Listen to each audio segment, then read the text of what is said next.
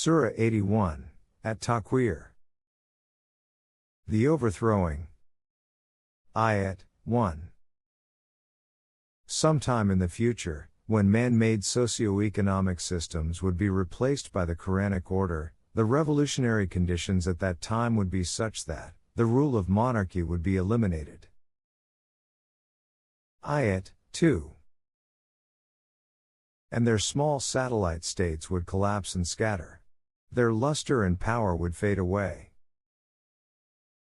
Ayat 3. And the nobles and chieftains, who stand like mountains, would be drifted away from their places. Ayat 4. And the means of travel and transportation, for example the camels, which at present are very important, will become obsolete. Ayat 5. And uncivilized tribes and undeveloped nations will also adopt a collective social life. Ayat 6. And transportation across the seas will increase so much that they, the seas, would appear to be all filled up with huge habitations developing on the shores. Ayat 7. When habitations all over the world would start intermixing. Ayat 8-9. And when all the girls for whom no one cared and who were buried alive by society, will ask about the crime for which they were slain. This is when women will be given their due rights. Ayat 10. When information systems shall spread all over. Ayat 11. When celestial bodies will be unveiled one by one, the conditions prevailing over there would be discovered. Ayat 12. Then the working of the divine law of mukafat will also be accelerated, because at that time the system in which everything is decided according to the law, would have been established.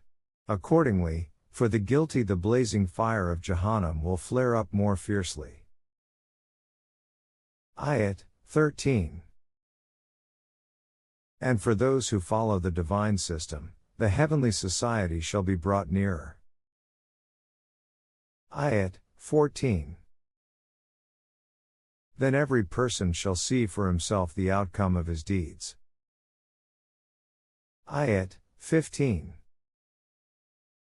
We are not saying these things without a purpose, for the entire system of the universe stands testimony to it, the stars that recede slowly after rising are witness to it. Ayat 16. And those which move fast, traverse their courses and go into hiding. Ayat 17. And the darkness of night that comes quietly and goes away. Ayat 18. And the light of dawn which appears with a message of new life. Ayat 19. All these signs of nature bear testimony to the fact that the person who is giving you this message is our messenger, the most honorable messenger. Ayat 20. He has the support and backing of wahi from the Almighty, in whose hands is the central control and command of the entire universe. Just as the laws of nature in the universe are made by God and not by nature itself, the laws regarding human life, as presented by this Rasul, are also not made by him but by God. Ayat 21. This Rasul is extremely trustworthy and he is delivering our message with utmost honesty. In addition to delivering the message, he is establishing a system for actually manifesting it. Therefore, it is necessary that all who are convinced of the truth of this system should trust him and obey his decisions. Without this no system can be established properly. Ayat 22. Remember, this companion of yours does not speak like an insane person. Whatever he says will happen. Ayat 23. Because he has found himself at the highest and the broadest level of knowledge, where a human being is endowed with wahi from God. Thus whatever the Rasul is saying is as if he has seen it with his own eyes. Ayat 24.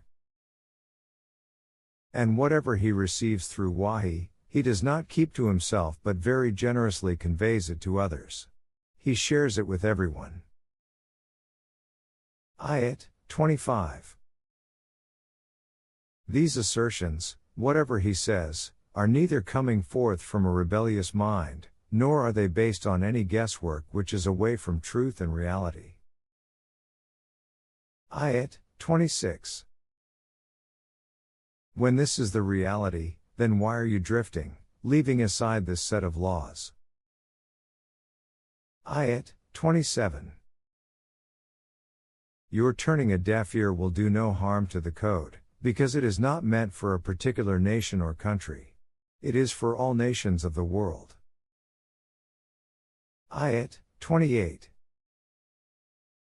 Hence, whichever nation desires to go on the straight and balanced path, can do so if it wills. Ayat 29.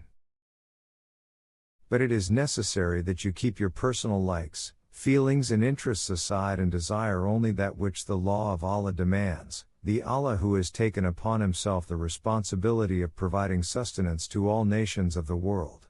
Therefore only that nation which resolves to establish the Nizam-e-Rububiyyah for the universal good of mankind can benefit from it. In this manner that nation harmonizes its aims and objectives with those of the divine law.